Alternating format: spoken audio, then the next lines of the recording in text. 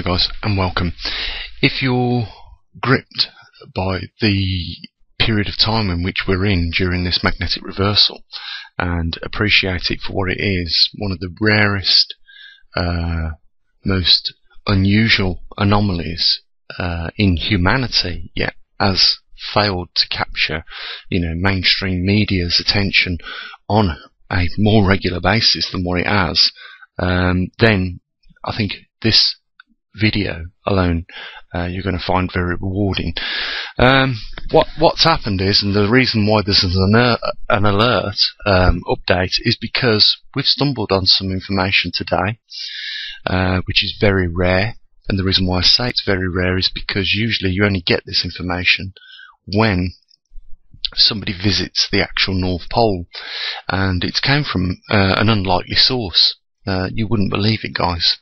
But we'll get to that later in the video. So what we're looking at is that green dot on the map. The map is provided by the National Centres for the Environmental Information, and of course, if you know who NOAA are, you'll know that the National Oceanic and Atmospheric Administration Organisation. So they're providing the map and all the relevant information on the map. So if you look at the scale at the bottom, you can see the time period, which is going to become relevant in a minute, and you can also see the longitude and latitude position to where that is. If I try and get it into the centre there, you can see at that left hand screen on the position that it's 86 degrees north by 159 degrees west. That is important, guys, because that is where NOAA is stating that in 2015, if you look at the date at the bottom of that chart, where the North Pole is right now. Now, I can pull up the historical tracks which just rebut what I've been talking about in previous videos. Let's do that right now. Let's get up the historical previous tracking of the magnetic North Pole. As you can see, for quite some period of time now, since the 1900s, it's been tracking almost on a perfect vector easterly towards Siberia. But what you'll notice is that if we're at 2015, why have NOAA included the next few dots? And not only that, why did NOAA include the dots but also show the magnetic North Pole slowing down, when we know that is not the nature of the magnetic North Pole at the moment? It has been increasing in speed exponentially, and so those dots should be getting further and further away. Now, I've got the GPS coordinates of each pin that you see there, and I've plotted them into Google Earth, and I've showed you many times. But what I want to show you something in this video is something very bizarre and unexpected, and came about unexpectedly, really, today, this morning, and I could not believe my luck, because not only has somebody actually gone onto the North Pole, but they went almost to the exact, well, as good as you could get, because anyone that tries to track the North Pole and position it perfectly 90 degrees should know it's not an easy job. So even plotting these coordinates onto Google Earth is very finicky, because as soon as you go over 90 degrees, then the heading changes. In other words, if you're looking at the compass, it goes up straight away upside down, and so it doesn't matter whether you go diagonal one way or the other, or left, right, up and down.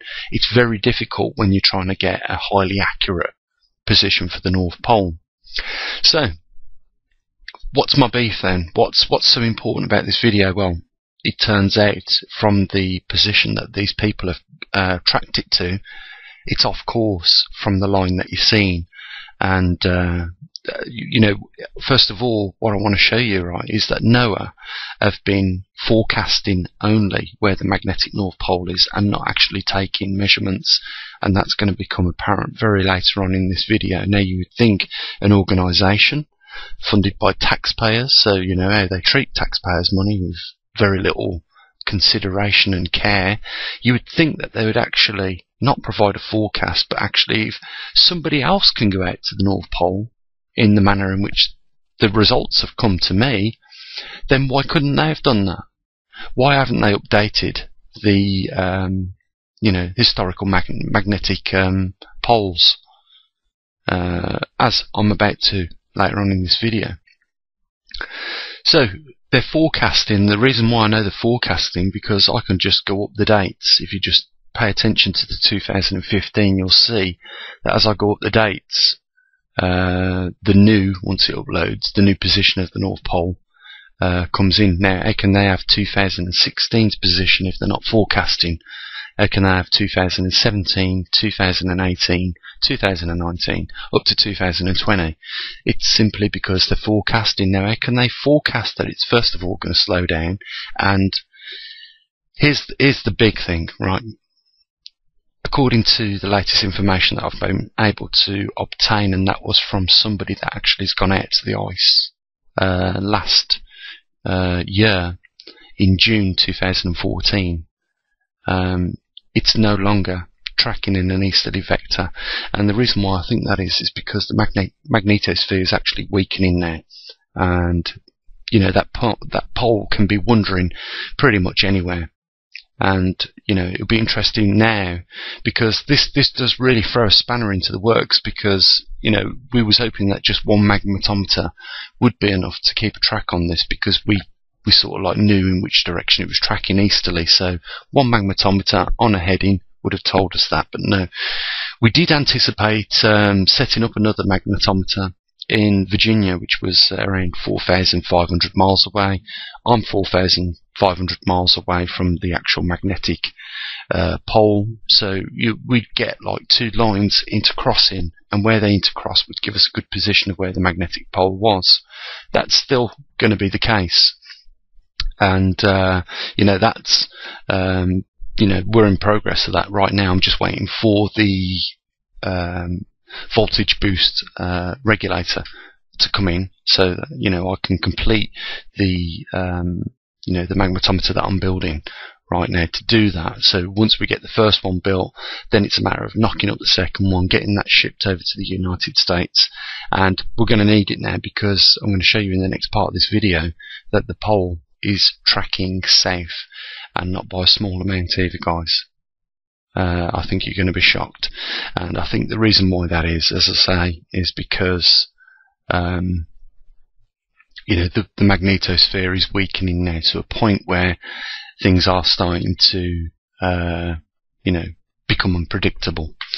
Now, it's important that I mention this, that those white boxes now that I've just included, right, are observed pole locations, which means people have actually gone out there and observed from that position. Now, I believe that I know that one person that used to do it was Larry Newt from the Canadian Geological Survey, and he was no longer able to do that because the migrating pole was going that far that his twin-engine Otter aircraft that he used to land on the ice with, as it's run out of range. Basically, it can no longer fly there and back, even with I suppose extra cans of fuel to get him out there. So it became unviable for people to get out there on the ice. But as you can see, those little yellow square boxes that I've put up there are the last known locations of where people actually have. We're going to put another one on there, and we're going to put one on from 2014, in the middle of the year, from June 2014. Now, in the where I don't know the technical term. I do know the technical term, but I can't think of it at the moment. But we're going to have a look at the captain's GPS as he gets closer to the North Pole. I'm going to show you the readings for that from the bridge. That's the word I was looking for. So we're going to see not just the 90 degrees north of the new position, we're also going to see that it's date time stamped, and that's massively important to getting and obtaining accurate information. So we can say that we have a legitimate positioning of the North Pole where somebody has actually observed it from that location. And the last time this happened was in 2004. So, without further ado, guys, let's get into how I obtain this information First of all, it was a YouTube video, and it was a Russian nuclear icebreaker ship that now, believe it or not, guys, if you want to, you can book, or reserve a place on this boat and go to the North Pole yourself. So, having found now this icebreaker ship that goes out to the North Pole regularly with passengers on board that want to go to the top of the Earth, or 90 degrees, we're just going to tag onto the channel and follow it year after year, and we're going to get not just forecasted positioning, but we're going to get at least, at the least, ground observations of where the magnetic North Pole is. Now I'm going to show you, first of all, in the next video, the ship that goes out there, and then secondly, I'm going to show you where I've plotted these positions on Google Earth, so that we can see the variation in which it's deviated from that present course that it's been following, at least up till 2007, or maybe shortly after that. Let's get on with that so that we can do this thing, guys.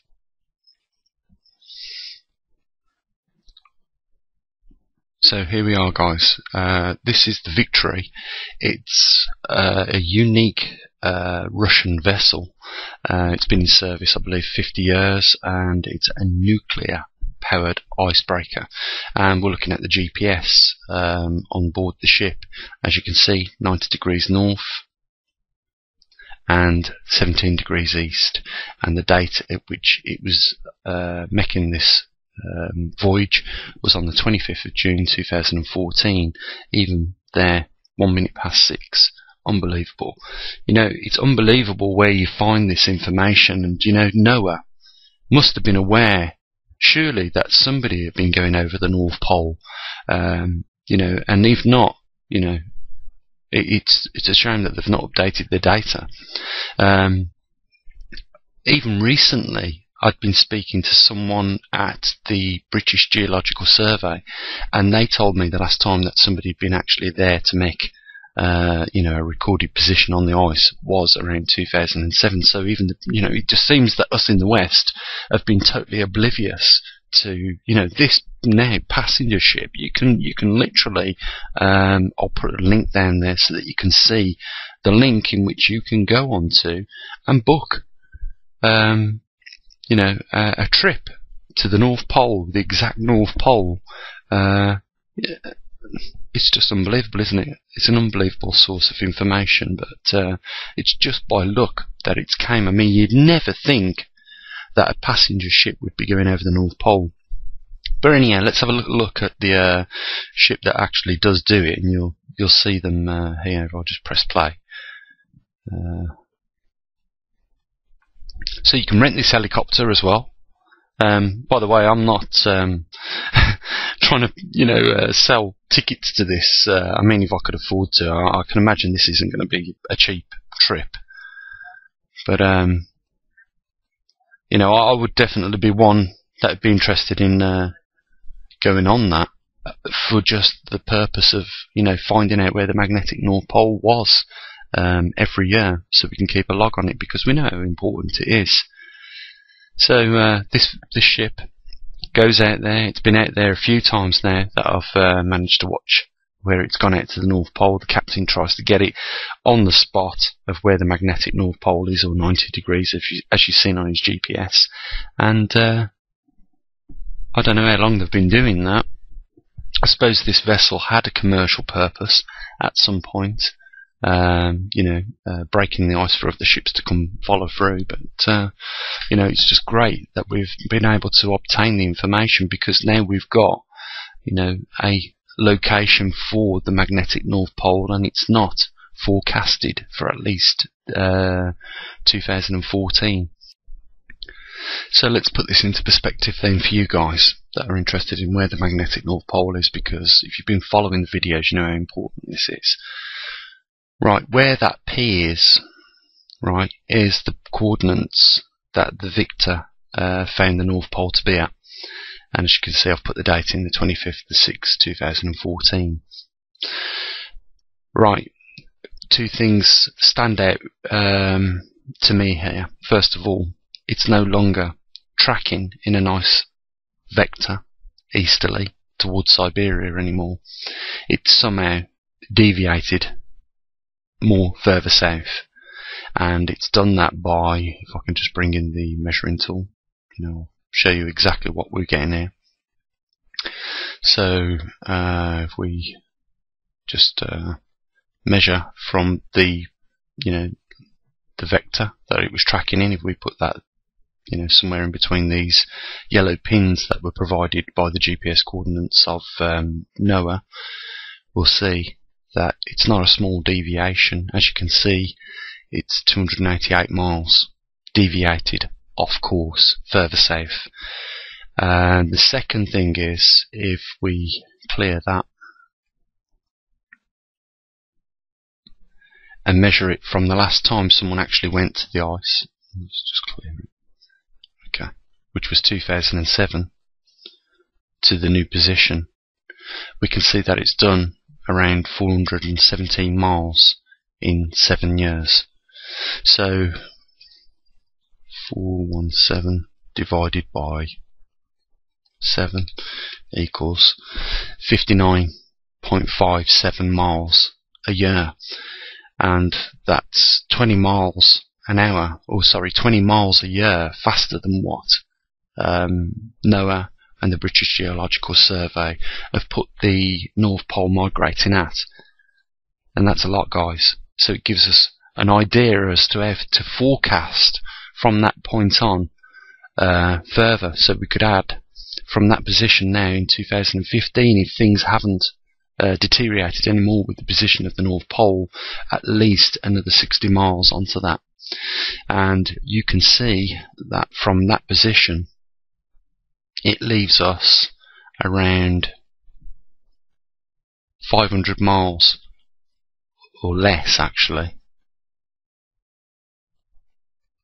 Let's see if I can get a better one than that. Around 429 miles to that all-important 40 degrees, and we know what happens at 40 degrees. As I said earlier on in the video, I don't think it even needs to track in a single vector now easterly. I just think it's important that we do keep track of where it is as best we can. Now, as soon as the magnetometer station's up and running in the UK, we'll have a vector as to where the North Pole is with regards to 90 degrees, and as soon as we get the one up in Virginia up and running, we can have some way of crisscrossing those two headings, and it will almost give us a perfect triangulation of where the magnetic North Pole is, to within a small degree of accuracy. It's going to be very accurate.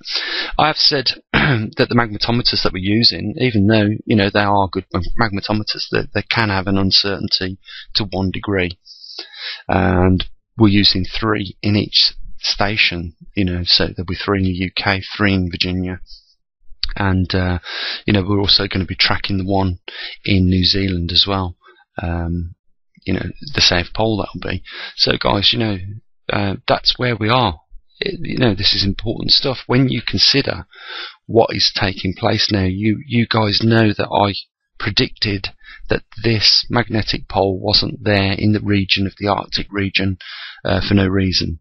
We wouldn't have polar jet streams, I believe, if it weren't for where the magnetic pole resides right now, somewhere over the Arctic region, but it's tracking south and easterly right now, or southeasterly, and that means I expect to see the polar jet streams, if there's a strong pole, be in formation, but as we know, they're weakening now.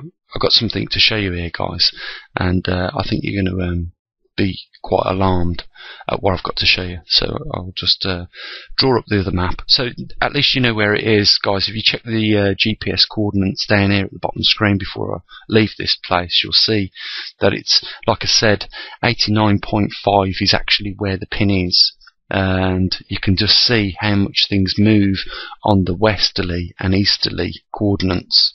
But trust me, I got it down as best as I could in that vicinity to 17 degrees east and 89.5 degrees north, which is virtually there. If you don't trust me, go onto Google Earth and see how hard it is to put the pin on 90 degrees and 17 degrees east, and you'll see for yourselves it's in that vicinity of where I've marked the P. So let's go and have a look at the other map then, the other chart, because I've got something important to show you as well with that, and that's with regards to the weakening of the magnetosphere and the effects it's having on the polar jet streams right now. So here we are on the global weather modelling system, and most of it is real time. What I want to show you is jet streams and what's happening. So what you're looking at is your subtropical and polar jet streams, and as you can see, guys, they're indistinguishable. You can't tell them apart from each other, and you know, that to me is highly shocking.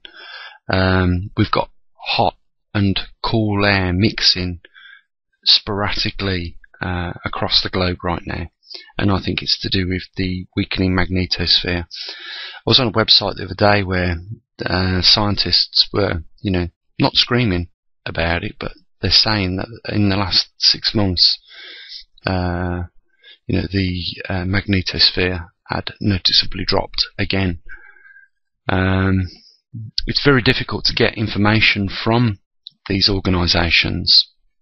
I mean, we wouldn't have had it not been for that, you know, Russian passenger boat now, which is a nuclear icebreaker going over the North Pole. We wouldn't have got the data of where the North Pole is accurately as what they did on the spot if they hadn't have gone across the North Pole themselves in 2014. If we look at the SS TA, sea surface temperature anomaly, or, you know, as you may know it to be the El Nino, I want to point out a couple of areas first. We're going to go back on the wind chart and have a look what's happening over this region here, but it is a region which is increasing in sea surface temperature. And also a look at this, because these are both going to be affected by the intermingling of the polar and tropical jet streams, you know, that warm and cold air mixing. And you can see from for yourselves, guys, this is intensifying. If this information is being put out there correctly from NOAA, then you can see yourselves it's intensifying, and we are looking, as other scientists have already stated, to a severe El Nino. And when comparing the worst one we've ever recorded in '97, it looks like it's going to be worse than that, because that was recorded in November time, and we're not in November yet, we're rapidly approaching it. So, you know, I'm just giving you a heads up. This is going to get worse, guys, and I think we all need to pay attention to it. We've got now a southerly deviating magnetic pole at this moment in time. Just look at the yellow regions. These are hotter, by the way, than the red regions. Don't ask me why they did it on that scale. I mean, it just seems more logic to put it in red than it is in yellow, but they did it that way anyway. If you look at the scale, you'll see, you know, yellow's hotter than red. So, you know, if we just go back to the air and wind at surface, and then go back, we're going to start seeing more of these cyclic movements in these regions of where, you know, the sea surface temperature is recorded as being hotter. So just pay attention to these cyclic events in the future. And the region in this place here is where I was telling you another cyclic event could fall into, you know, producing a hurricane at some point if it hasn't already. So, you know, guys, you know, if they're talking about climate chaos, well, you know, you're seeing it firsthand. And I can't think why people would not want to pass on the information as to where the magnetic North Pole is, but perhaps they might be thinking, well, you know, there might be a few people out there that put 2 and 2 together, like I have, and understand, you know, what implications this could have. Bear this in mind, guys. You know, I'm going to end the video here, but bear this in mind. This hasn't happened for 780,000 years. So, just bear that in mind. No human historical records of the last time we went through a full magnetic reversal. And you've seen the videos in which I've done on Mars. And what you've got to bear in mind is, on average, this used to go through a reversal every 250,000 years. And it's been 780,000 years since the last one. So something happened there. You know, I'll just put it out there. I'll just what I think. Why not? Is this the end? Is this the last magnetic reversal this Earth goes through? And even if it's not, and scientists cannot deny this, it's showing signs that during this magnetic reversal, when the magnetosphere does collapse, that it will definitely take longer for it to come back up if the magnetic poles do reconfigure at some other point on this planet. Now, when they do, you can expect the Arctic regions to be over those new positions. And not only that, I've said also in a video before, many times in other videos, that the rotational axis is not on the same position as where the Arctic region is and the magnetic North Pole. They're not. They are definitely connected through some planetary mechanics that, you know, I'm trying to work out what's going on myself. But, you know, I don't think that they're all there by coincidence, guys. You know, we could be in for some real unprecedented events during this time. And, you know, as a scientist, you know, I've been slated for saying this, but for me, this is an exciting time. There's lots of stuff to study, but at the same time, I can understand the anxiousness of some people watching these videos thinking, you know, this is really for one happening, and it's really serious. And I just hope that, you know, you guys that feel that anxiety, you know, take on board the fact that, you know, you really do need to start putting up some provisions for yourself just in case the worst happens. That can come in many forms. You know, nature has got an unprecedented power. You know, it can throw tidal waves, it can cause earthquakes, it can cause, you know, you to be irradiated by inbound solar radiation without the protection of a magnet, you know, the magnetosphere. So all these things is something you need to think about, guys. You know, we may be only just now coming to the grips of the full reality of what we are facing, but if now we understand, it gives us time to prepare. And there's nothing wrong with that insurance policy of having a bug out bag or a bit of extra food or, you know, some, you know, provisions put up for you and your family at the end of the day. If you're thinking your governments are coming to your rescue, then look no further than what happened in Katrina during those floods. And need I say any more? That will set precedents for how governments will react during times of national emergency with regard to these incidences caused by these new anomalies. You know, guys, there's a link down there. I mean, some people won't appreciate, you know, the length of time that it takes to put this in even the order in which I do, and I've got to admit it's not probably the most concise manner, and some of these videos do go along for a bit of time. But nevertheless, you know, the information that's collected takes time. We don't just talk about things anymore on this channel. We're actually building scientific equipment to monitor these things, and we're doing that in the hope that we might be able to give you guys out there a little bit of a heads up. So, you know, it's important. It affects you. If you can afford to make a donation, the link's there, guys. And, you know, I'm just sorry that I have to keep mentioning it. It's a real shame that there's only a few that support this channel financially the way they do, and most of these people make more than one contribution. So, I can only say kudos to those guys that they can pat themselves on the back.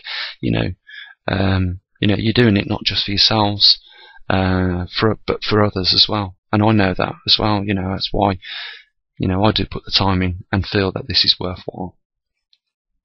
I really do hope you appreciate the fact of why I put an alert on this video, guys. I think it was warranted.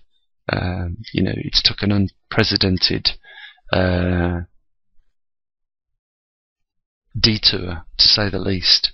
It's no longer trekking in the vector of just easterly. We're now getting a southeasterly moving magnetic North Pole, and that's very important. So with that, guys, I'm going to say what I usually do. You take care. Try not to worry, but prepare a little bit at least. And, don't forget to contribute. You're not just helping keeping the information coming for yourselves. You're actually keeping it going for other people as well. Genuine people that can't afford to chip in on a regular basis. So with that, guys, all the best. And what I usually do. Bye for now.